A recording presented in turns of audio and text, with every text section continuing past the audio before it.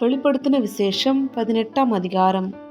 இவைகளுக்கு பின்பு வேறொரு தூதன் மிகுந்த அதிகாரமுடையவனாய் வானத்திலிருந்து இறங்கி வர கண்டேன்.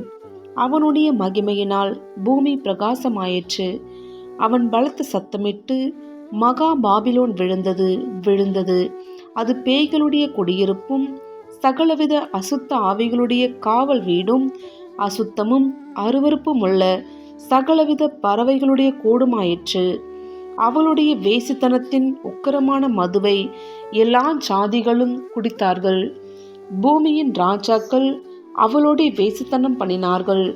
பூமியின் வர்த்தகர் அவளுடைய செல்வ செருக்கின் மிகுதியினால் ஐஸ்வர்யவான்களானார்கள் என்று விளம்பினான். பின்பு வேறொரு சத்தம் வானத்திலிருந்து உண்டாக கேட்டேன். அது, என் ஜனங்களே, நீங்கள் அவளுடைய பாவங்களுக்கு உடன்படாமலும் அவளுக்கு நேரிடும் வாதைகளில் அகப்படாமலும் இருக்கும்படிக்கு அவளை விட்டு வெளியே வாருங்கள். அவளுடைய பாவம் வான பரியந்தம் எட்டினது. அவளுடைய அநியாயங்களை தேவன் நினைவு கூர்ந்தார். அவள் உங்களுக்கு பலனளித்தது போல நீங்களும் அவளுக்கு பலனளியுங்கள். அவளுடைய கிரியைகளுக்கு தக்கதாக அவளுக்கு இரட்டிப்பாக கொடுத்து தீருங்கள். அவள் உங்களுக்கு கலந்து கொடுத்த பாத்திரத்திலே இரட்டிப்பாக அவளுக்கு கலந்து கொடுங்கள். அவள் தன்னை மகிமைப்படுத்தி செல்வ செருக்காய் வாழ்ந்தது எவ்வளவோ அவ்வளவாய் வாதையையும் துக்கத்தையும் அவளுக்கு கொடுங்கள். நான் ராஜஸ்திரியாய் வீற்றிருக்கிறேன், நான் கைம்பெண் அல்ல, நான் துக்கத்தை காண்பதில்லை என்று அவள் தன் இருதயத்திலே எண்ணினாள். ஆகையால் அவளுக்கு வரும் வாதைகளாகிய சாவும் துக்கமும் பஞ்சமும் ஒரே நாளிலே வரும். அவள் அக்கினியினாலே சுட்டெரிக்கப்படுவாள். அவளுக்கு நியாயத்தீர்ப்பு கொடுக்கும் தேவனாகிய கர்த்தர் வல்லமையுள்ளவர். அவளுடனே வேசித்தனம் செய்து செல்வ செருக்காய் வாழ்ந்த பூமியின் ராஜாக்களும் அவள் வேகிறதினால் உண்டான புகையை காணும்போது அவளுக்காக அழுது புலம்பி அவளுக்கு உண்டான வாதனையினால் பயந்து தூரத்திலே நின்று, ஐயையோ, பாபிலோன் மகா நகரமே, பலமான பட்டணமே, ஒரே நாழிகையில் உனக்கு ஆக்கினை வந்ததே என்பார்கள்.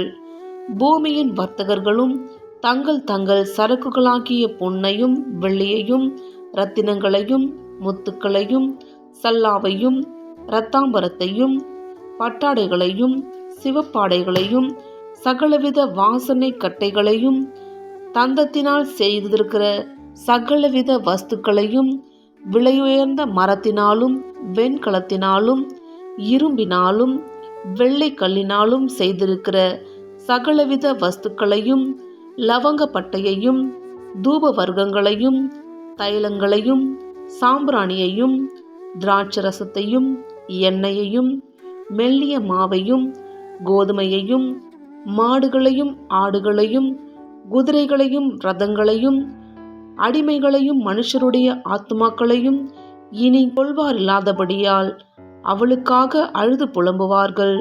உன் ஆத்துமா இச்சித்த பழ வர்க்கங்கள் உன்னை விட்டு நீங்கி போயின. கொழுமையானவைகளும் சம்பரமானவைகளும் உன்னை விட்டு நீங்கி போயின. நீ அவைகளை இனி காண்பதில்லை. இப்படிப்பட்டவைகளை கொண்டு வர்த்தகம் பண்ணி அவளால் ஐஸ்வர்யவான்களானவர்கள் அவளுக்கு உண்டான வாதையினால் பயந்து தூரத்திலே நின்று, ஐயையோ, சல்லாவும் இரத்தாம்பரமும் சிவப்பாடையும் தரித்து பொன்னினாலும் இரத்தினங்களினாலும் முத்துக்களினாலும் சிங்காரிக்கப்பட்டிருந்த மகா நகரமே, ஒரு நாழிகையிலே இவ்வளவு ஐஸ்வர்யமும் அழிந்து போயிற்றே என்று சொல்லி அழுது துக்கிப்பார்கள்.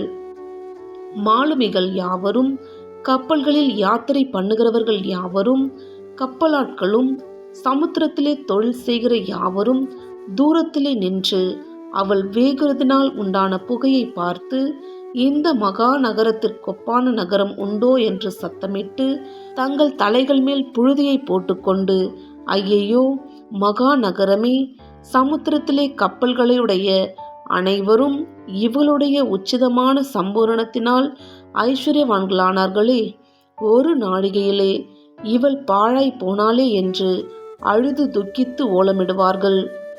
பரலோகமே, பரிசுத்தவான்களாகிய அப்போஸ்தலர்களே, தீர்க்கதரிசிகளே, அவளை குறித்து களி கூறுங்கள்.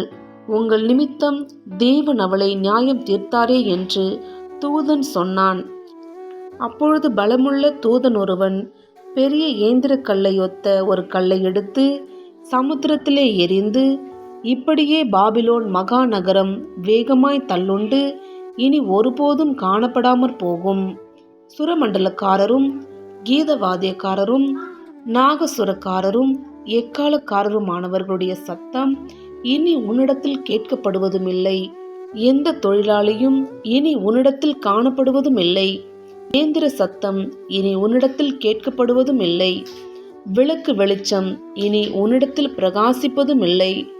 மணவாளனும் மணவாட்டியுமானவர்களுடைய சத்தம் இனி உன்னிடத்தில் கேட்கப்படுவதும் இல்லை. உன் வர்த்தகர் பூமியில் பெரியோர்களாயிருந்தார்களே, உன் சூனியத்தால் எல்லா ஜாதிகளும் மோசம் போனார்களே. தீர்க்கதரிசிகளுடைய இரத்தமும் பரிசுத்தவான்களுடைய இரத்தமும் பூமியில் கொல்லப்பட்ட அனைவருடைய இரத்தமும் அவளிடத்தில் காணப்பட்டது என்று விளம்பினான்.